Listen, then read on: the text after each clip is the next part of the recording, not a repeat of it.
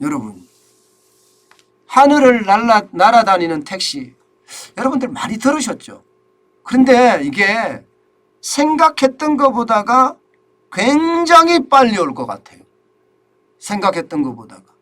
게다가 시간까지도 그렇게 많이 걸리지 않아요. 시간까지도. 그러니 이 시장이 어떻게 될 것인가, 사람들의 관심사가 완전히 폭발하고 있습니다. 실제 50분 거리를 7분에 가느냐?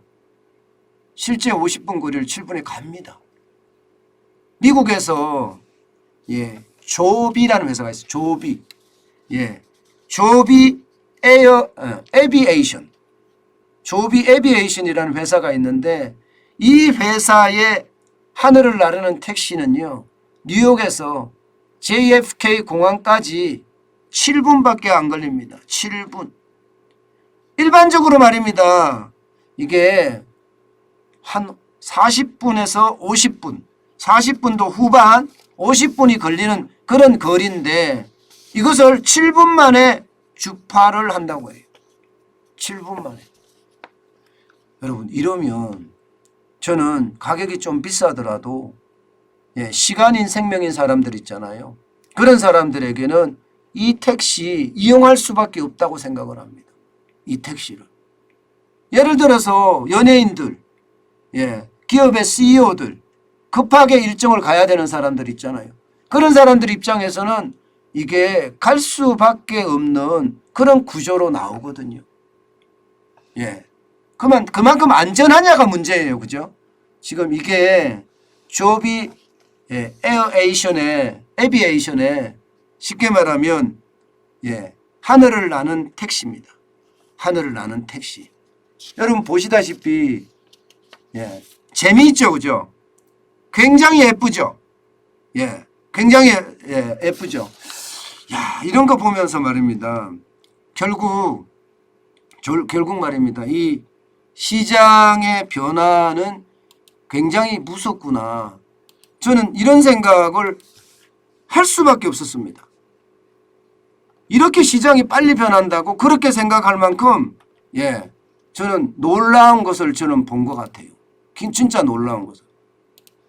여러분, 이게 이렇게 갈 거냐 안 갈 거냐를 두고 많은 사람들이 이야기를 하고 있지만 이미 말입니다. 이게 현실이 되고 있습니다.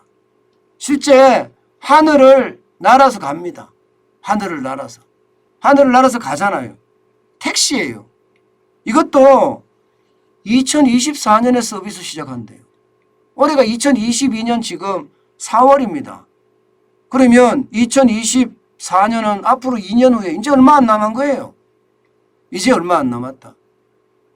사실 이게 안정성만 완벽하게 된다면 이거 하늘을 나는 택시도 얼마 남지 않았다는 이야기예요. 이게 수직으로 프로펠러가 지금 보시다시피 6개 있습니다. 1개, 그죠? 2개, 3개, 4개, 5개, 6개 있습니다. 프로펠러가 6개 있고요. 또 갑자기 엔진이 정지될 거를 대비해서 쉽게 말하면 전기 배터리 있잖아요. 다 구비를 해놓고 있다고 합니다. 그래서 급하게 엔진이 이게 됐을 때는 이게 프로펠러를 돌려서 안전하게 착륙할 수 있는 그런 모델 지금 가장 준비를 하고 있다고 하니까, 게다가 기술력으로 가장 앞서 있는 게 조비 에비에이션이라고 이야기하니까 아마 될 거다 이런 얘기입니다. 그러면 이게 하늘을 나는 택시, 우리나라 언제 올 건가 궁금하죠? 저는 우리나라에 언제 올 거냐, 이것은요 굉장히 빠른 속도로 옵니다. SK텔레콤이 2025년에 서비스를 시작하겠다 이렇게 이야기하면서 조비 에어에이션하고요 전략적 제휴를 맺었습니다. 그래서 그런지 SK텔레콤은 내수 기업인데도 지금 주가가 안 빠져요. 삼성전자는 난리라고 하잖아요, 여러분. 삼성전자는 위기론까지 나오는 판인데 SK텔레콤은 안 빠집니다. 이게 빠질 거라고 예상을 하고 있었지만 안 빠져요. 오히려 더 올라가는 모양새. 이게 SK텔레콤이 조비 에비에이션하고 말입니다. 전략적 업무 관계를 맺었고 그것도 대표이사가 직접 건너가서 말입니다. 유영상 대표이사인데 협약식에 참여를 했어요. 그러면서 말입니다. 2019년부터 우리는 사업 검토를 해왔다. 그러면서 한국에서도 한국교통연구원이나 한국공항공사나 한화시스템 이런 데하고도 컨소시엄을 구성을 해서 앞으로 이게 하늘을 나는 택시에 대한 사업을 가장 먼저 시작을 하겠다.